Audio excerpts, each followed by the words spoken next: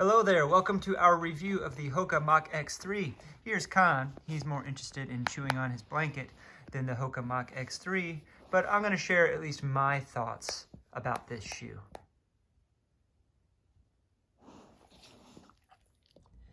Hey everyone, we're doing another specs and features from the car this time. I've got the Hoka Mach X3. I had the Mach X1 and I was unimpressed by it. I heard they made some good changes to the Mach X2, but there were still some upper issues. So I'm going to give the Mach X3 a try because it looks like they've taken mistakes from the first two and corrected them, hopefully. I haven't tried it on except for a couple minutes in the store yet, just to check the fit.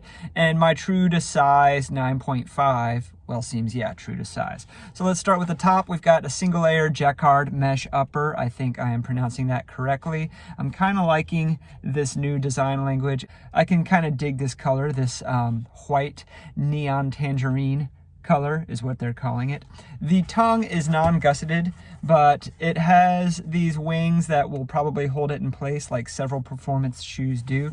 And there's a little bit of soft padding on the tongue that will prevent lace bite, but it's not super fluffy and super creamy like a lot of daily trainer shoes are. The laces are unremarkable. They're soft laces, but they don't seem like the cheapest of laces. Big change from the last version is the heel counter. We've got a rigid heel counter here, but we've also got the elf flare with some nice creamy cushion back there. Not super cushy like you would find in a Triumph or a Glycerin, but enough so that it's not gonna bother anyone's Achilles. We do have a removable sock liner that still has a little bit of padding to it. Yeah, I think that's everything I need to talk about on the upper. The fit is true to size, like I said. The midsole, the stack is 44 millimeters in the heel, 39 millimeters in the forefoot. Those are measurements that I've gotten from online, at least. And the top of the midsole is PEBA. It looks like the PEBA is thicker in the forefoot and a little bit thinner and kind of grooved into the EVA in the rear foot. The bottom layer is nitrogen infused EVA, so that would be a supercritical EVA. Between those two layers, we have a hard Pebax plate. That is a winged plate. We can see it on the forefoot right there, and we can see it in these couple windows on the bottom. So let me just tap the plate right there. Look on the bottom of the shoe, we have compression molded sticky rubber, which feels like it's going to have a pretty good grip. It is a thick rubber. I don't know if you can see the angle of those little holes in the rubber there. You can tell it's definitely a couple of millimeters thick at least. And it is in high wear areas. It is not full coverage, but I think it's going to be plenty coverage for how this shoe is intended to be used. Hoka has this shoe listed as a daily trainer. I think it's more intended to be a training companion, or what some people might call a super trainer. In the past, I've preferred the regular Mach. The Mach 6 is still one of my favorite trainers, but this one might be something that I would wear for longer runs or runs that have a lot of long tempo efforts in it. I'm looking forward to beating up this shoe. The weight, Hoka lists the weight of this shoe as 10.2 ounces, but their sample size for weight is a US men's size 10, and I wear a men's 9.5. So I imagine my size will be more like in the high 9 ounces, which is heavier than the first version. It's heavier than a lot of competing shoes, but I still think this shoe will be good for the long haul. Now, 10.2 ounces is about 290 grams. So when I get them home and weigh them, we will see how many grams my men's 9.5 weighs, and I'll throw that right here. My men's US 9.5 weighed 270 grams for the left shoe, which is 9.5 ounces, and 274 grams for the right shoe, which is 9.6 ounces. So that's it for the specs and features, and I'm going to get these on the road for a few workouts, maybe a long run, and I'll tell you how I like them. Oh, we'll do a shoe off as well, naturally. Okay, I'm on my way to do my first real workout in the Hoka Mach X3, and it's going to be sets of tempo ladder intervals where I'm going to do 3 sets of 6 minutes, and then 4 minutes, and then 2 minutes. And the 6-minute intervals will be at kind of an LT pace, 15K pace, 4 minutes at 10K pace, 2 minutes at 5K pace, about 90 seconds between each rep, 2 minutes between each set. So we're gonna run the Mach X3 through the paces today. First real workout done in the Hoka Mach X3. So yeah, like I said on the way to this run, it was tempo ladder sets, and for the 15K pace, the lactate threshold pace, the Mach X3 felt pretty good. It felt like it could roll along pretty well at what for me was more of a 6-minute flat to 6:0 something pace for a while. I think they just, there was a good smooth geometry, good smooth roll to them.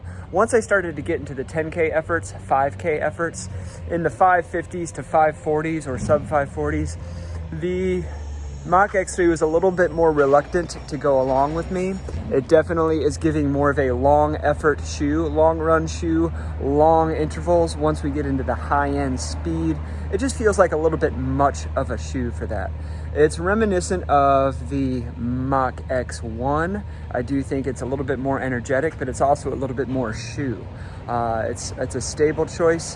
When I was on my cool down and my legs were tired and I was rocking 820s, 830s, and kind of rocking back a little bit more on the rear foot, it felt a little less fun. I was kind of more in the EVA cradle, and I had to kind of speed up my cool down a little bit to feel a little bit more comfortable and a little bit more enjoyable in these shoes.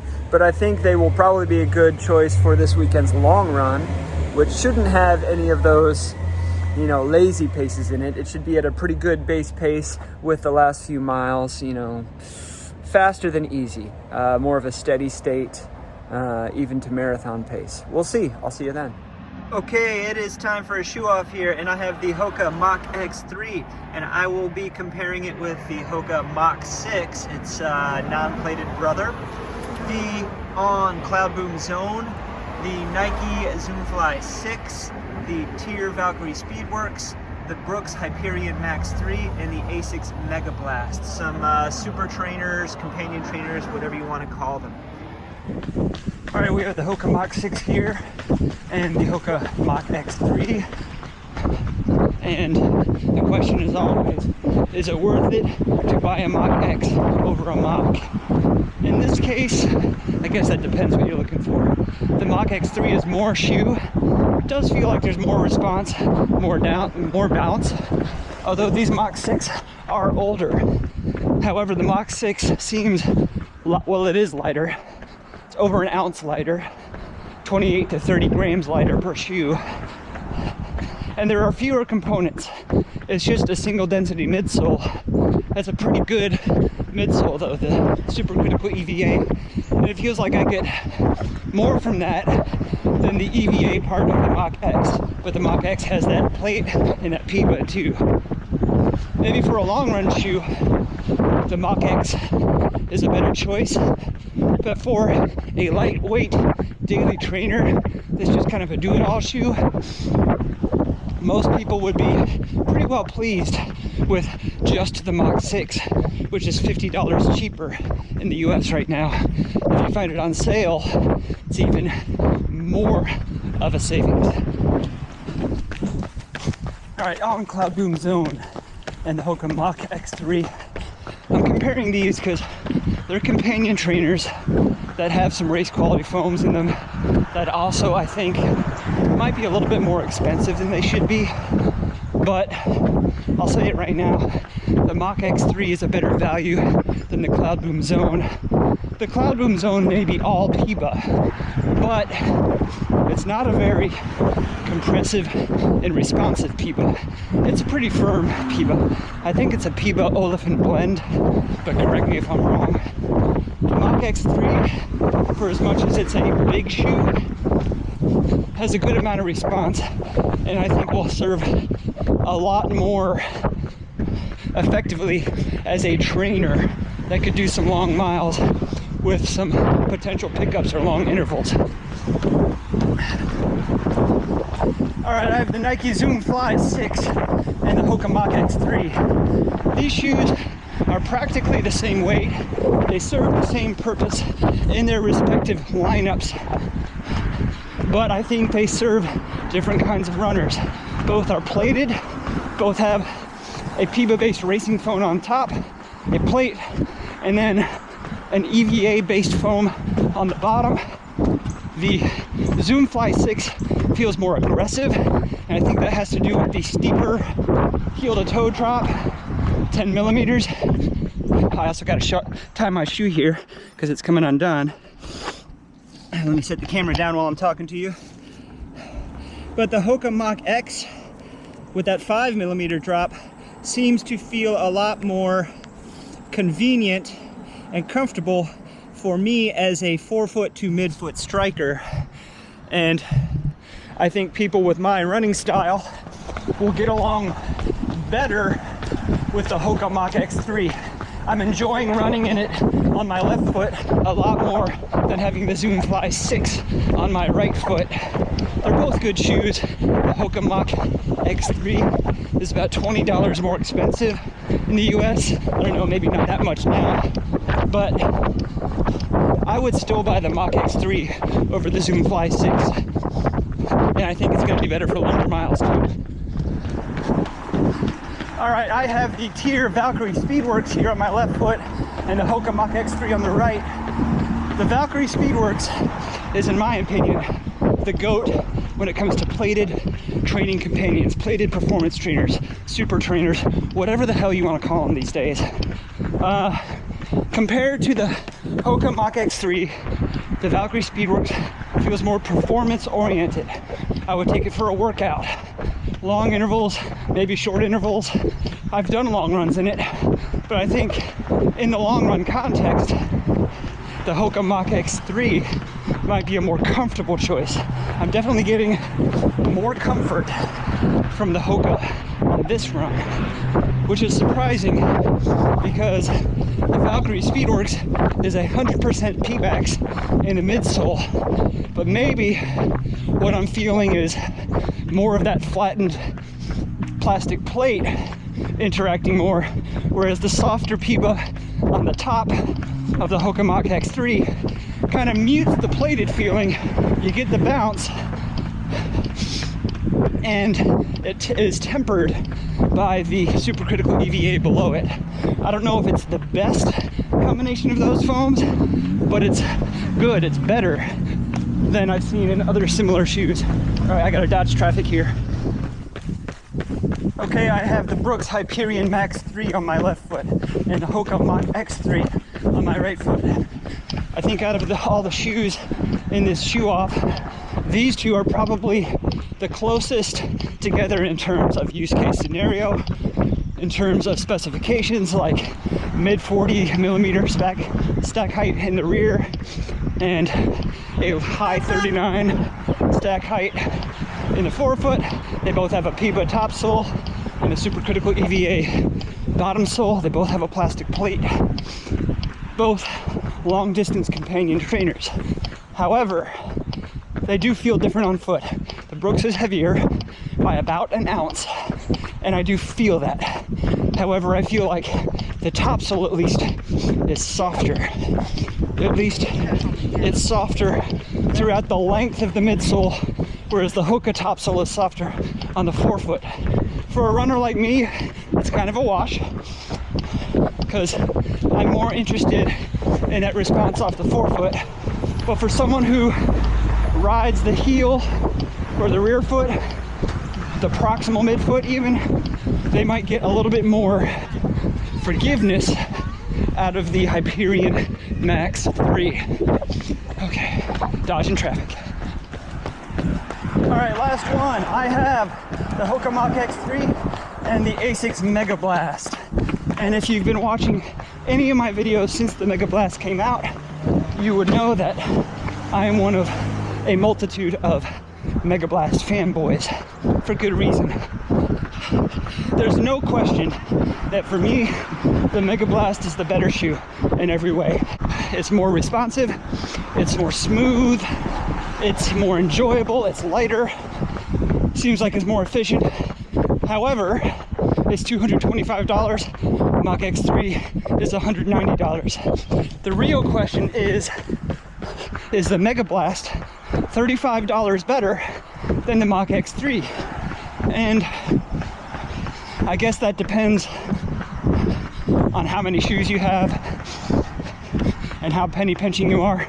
To me, yes, the Megablast is $35 better than the Hoka Mach X3. That's about, you know, 22-23% better. Yeah, maybe it's just because I have never had a bad run in the Megablast. I haven't had a bad run yet in the Hoka Mach X3, but it hasn't wowed me yet like the Megablast has. So that's what I think, that's my opinion. Sunday morning, long run. I had 16 miles on the docket, and the last 4 miles will be a little bit faster. Not really half marathon pace, but maybe approaching marathon pace. I'm wearing the Hoka Mach X3 again because I'm still in the testing process. Kind of in the last stage of my long run now. Just dropped Anthony off. I'm about 3¼ miles into a 4-mile stretch of high aerobic approaching marathon effort.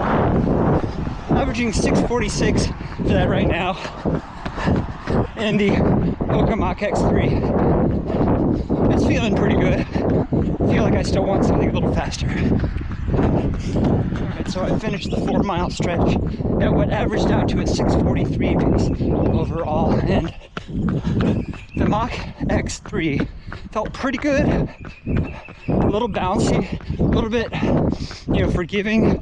There was some compression and decompression. Didn't really feel poppy like a race shoe. Definitely more on the trainer side. I've just finished my weekend long run in the Hoka Mach X3. I now have about 36 miles on this shoe with a variety of paces. My verdict, we'll just do a short shoe talk here. It's good. It's better than average. Is it worth $190 US? You know, I don't know. Is it worth $180 like the first version was? $180 seems a little bit closer. There's a lot of competitors to this shoe that are in that $170 to $180 price point. The A6 Sonic Blast is $180. I think this might be a little bit more exciting than the Sonic Blast, but I can't really say whether I would like one better than the other. I didn't buy the Sonic Blast, I bought the Megablast instead. I'm still gonna hold true to saying that the Megablast is more expensive but deserves to be than the Hoka Mach X3. I think this is a lot more comparable to the Brooks Hyperion Max 3, and whether or not you like one of those better than the other, it's hard to say. This has a more minimal upper than the Hyperion Max 3, but it isn't minimal. It's just kind of a single layer jacquard mesh upper. It fits my foot fine with a variety of sock thicknesses. I mean, I think I'm going to keep this shoe. I'm going to use it for a bunch of mileage. It's going to be a good mileage hog, but for $190, I might look elsewhere when it comes to companion trainers. Or spend less money and get a Hoka Mach 6, which you guys know I'll like. There's another shoe coming in the next day or two that isn't really the same class as this, but could probably do a lot of the same things as this. More on that later. All right, thanks for watching my shoe review of the Hoka Mach X3. Don't forget to like, subscribe, ding the bell for notifications, and we'll see you on the next run.